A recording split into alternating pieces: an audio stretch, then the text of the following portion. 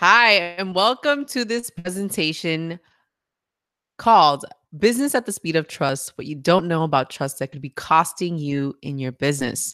My name is Virginia Jimenez, and I'm a coach, a speaker, an inspirational speaker, and a trainer on communication, relationships, and mindset. I'll be presenting a very short presentation. And when I mean very short, I mean it's about 30 minutes long. It might be a little bit less than that. And this presentation is one that is for all those business owners out there, entrepreneurs out there that are constantly on their game, going out to connect with new people, networking, going to networking events. And you know what? That happens, there's something that happens as a business owner, as a leader in your corporation that we can't, or actually we can control it, but get back. We can't buy it. And that's time. And so today, the whole goal of this is to provide you a presentation that will hopefully save you some time when you're going out there and meeting prospects, prospective clients, building relationships with new people, even managing current relationships that you have in your business, whether it be with former clients, going back to connect with them and continue to build that relationship moving forward, or any clients that you have that are loyal to you already. Today, what I'm going to share with you is going to help you maintain those relationships, as well as maximize your time when you go to networking events. See, you, like myself, I am a business owner. I have a business where it is a service business. So I'm definitely out there connecting with people. And I was spent lots of times going to networking events. And I realized that there was a lot of things that, we were just going out and collecting business cards. And there were things that were just not occurring that allowed me to actually build these connections and ultimately lead to either, seeing how I serve somebody and actually providing the service. So we're going to go ahead and talk about that. And I'm going to go right into the presentation. I have a slideshow for you guys. So you'll hear my voice in the background and see the presentation. So let me go ahead and share that screen with you. And here we go. Business at the speed of trust. What you don't know about trust that is costing you in your business.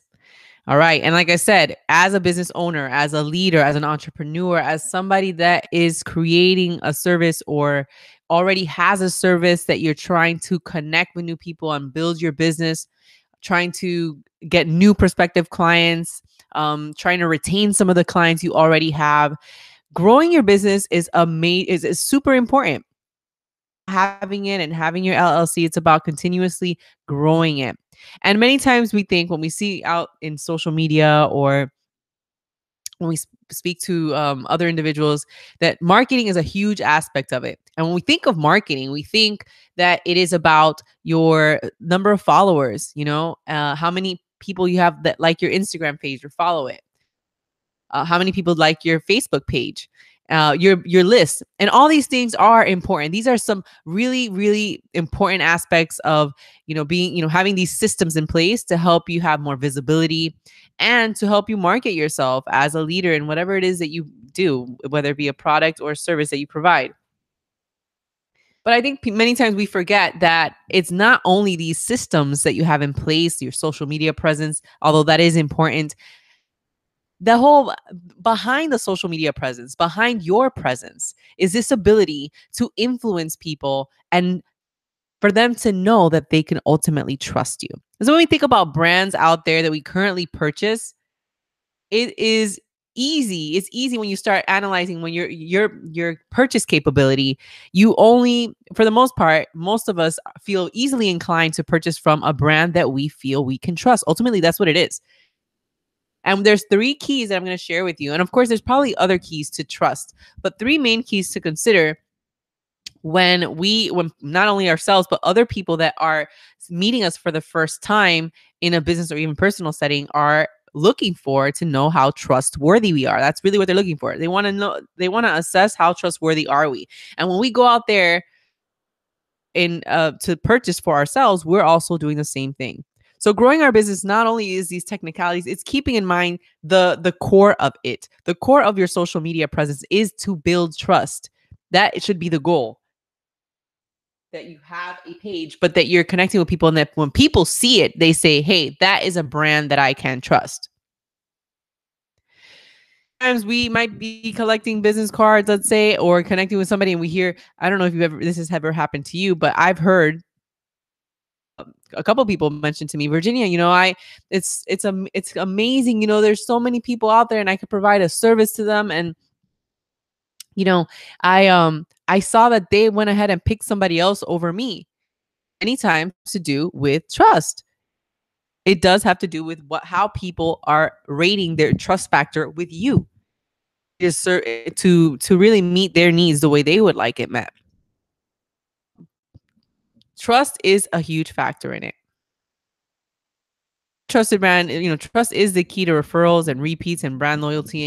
And like I said, you already know this when you go out there and you're shopping for things yourself. There are brands that you feel more loyal to than others. Reputation, Apple products has a reputation, let's say. Great example, my car. I have I've had experience with several different types of cars, and I have felt more inclined to purchase a specific brand of car versus another one, because I have found certain things, because I feel like I can trust the brand more, right?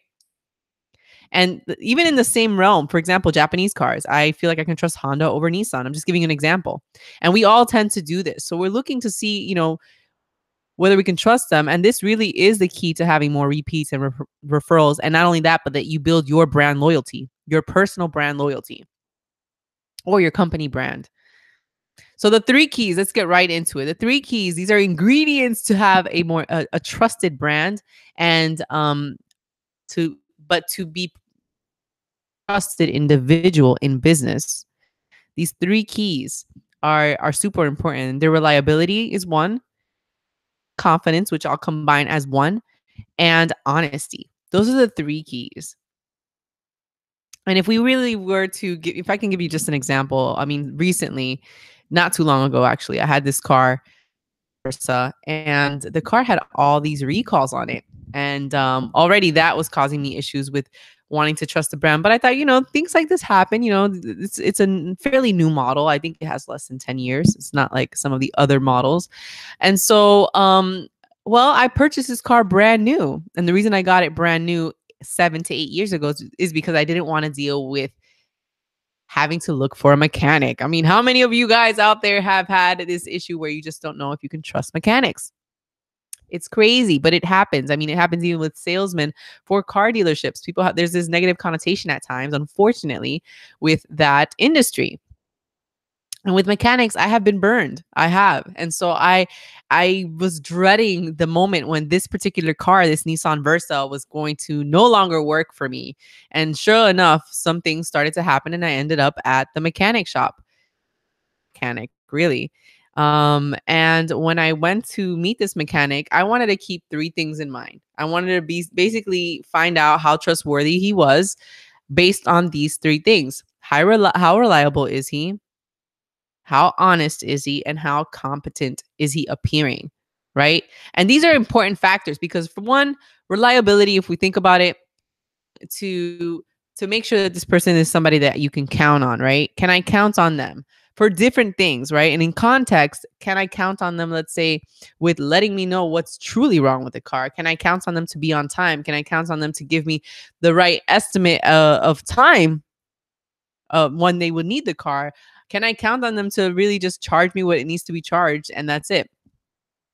So when we think about your trust factor and how trustworthy you appear to people, let's consider some things for this key ingredient, right? In order for reliability to take place, for somebody to see you as reliable, it's important for you to communicate with clearly what somebody else can expect from you. So under promise and over deliver. That's a great suggestion for maintaining that high reliability factor, right? The other thing is having very, very clear agreements. Don't leave these people feeling like there's some expectations versus agreements, right? Having expectations is a surefire way to have some disappointments take place. Possibly, I shouldn't say a surefire way. It's possibly a way of having some disappointments take place. agreements. For example, if you go to a networking event and you're meeting somebody for the first time and you say you're going to go ahead and follow up with them, send them that email. Just take that minute and a half or 2 minutes to send the email very quickly. Hey, we met and wanted to see if we can meet for coffee to continue discussing what we were talking about at that event. I mean, that's just an example. And it's an example of agreements that could be used in many different contexts, of course. Agreements and following through, keeping your word with those agreements is pivotal to having a really high reliability factor, right? And when I mean reliability factor, it's like just imagine that people are measuring you. You already, when they meet you, you think that you're at a high 10, right? From 1 to 10, what's your trust factor? When people meet you, they really don't know you. It might be in the middle. As they see you, they're already assessing how reliable you might be, but they don't really know until they start talking to you or hearing more about you and that you have these follow throughs. So keep these things in mind, the agreements that you have with people, keeping your word, and let's under promise and over deliver. Let's make it a special encounter with them so that they can be like, wow, this felt good. Because people remember not too much of what you say, but really how they felt. Many times how they felt more than what you were saying. Okay. And then the other ingredient, honesty, right? Here's a little cartoon. The good news is I invented fire today. The bad news is I burned dinner. And yes, that could seriously be a problem, right? Luckily, she was very honest about the whole thing. Yeah, she tried it out and it didn't work out. Dinner was burned. Honesty is one of these things where it's like, it is what it is. It is about being honest. And in some ways, going back to the whole reliability thing and speaking about keeping your word, honesty, to be more honest or to be honest in itself is to, in some ways, keep your word. And it's also being able to articulate what people can expect from you. And this is super important. I mean, let's be honest. If you're having a conversation and you don't know the answer, why not just say, I'm not really familiar with that, but you can tell me more about it. But let's not go into telling people that you can do something when you can't. And I think this is really important, especially for new time entrepreneurs that feel like they have to know everything. You don't have to know everything. Just know what you already know. Just keep in mind what you do know and what you can help people with, and be honest about what you can help them with. And if you can honestly help them find a solution to it, then say, hey, I can help you with that. Or maybe I can help you find somebody that can help you with that. Right. So honesty is a huge, it's a big part, of course, of trustworthiness. It's like one of these main ingredients of trustworthiness. And how honest are you being? And so keeping in mind all the how you're communicating it, not only in words, but how you're communicating it non-verbally. This is really important because apparently we forget that when people see us, they're already collecting data about us. They're collecting and putting it and storing it away in a filing cabinet that says the person I just met at, um, the Chamber of Commerce in Miami, right? They're looking at this information and they're putting it away. And many times without you even saying anything, people are already trying to see if they can trust you or not and how honest you are. And so this plays a huge role. So to these events, how is it that you're showing up? Not only in the way that your stance is, if your shoulders are rolled back and you're standing up nice and tall, where are your arms? How are you using your hands? Somebody, are you actually reaching forward, and grabbing their hand, hiding your hands in your pocket? Are you looking very suspicious? Are you afraid? Right? Are you afraid or just feeling self-conscious at this event? Because those type of things that are going on, it sometimes gets expressed through your through your hand gestures, through your posture, through your facial gestures. All these things, how you're feeling sometimes gets emanates, or I should say, yeah, emanates. It kind of goes out and gets communicated non-verbally. So keep that in mind, because when people do see those things, they're not knowing, hey, you probably had a bad day, or you're feeling uncomfortable in this place, or you're scared to talk to new people. They're just seeing, can I trust you or not? These are the questions people ask. Can I trust this person or not? Should I approach them or not? Should I allow them in my space or not? This is what people are thinking. So consider that as well, because people are already judging whether they can be, you're an honest person based on the way you look. Can they really trust you? And the last ingredient is competence.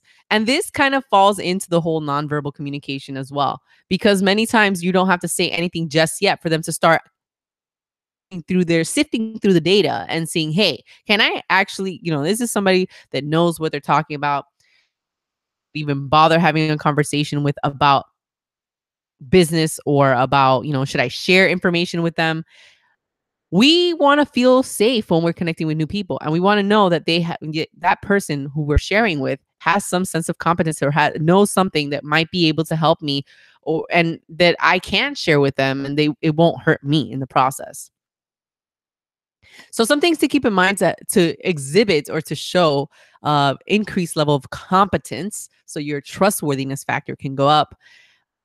Um, Making sure that what you say and how you say it match into the whole nonverbal communication. Is what you're saying and how you're saying it matching? So, for example, right now I am sitting close to a window, and it really, really is a beautiful day outside. I mean, it is gorgeous.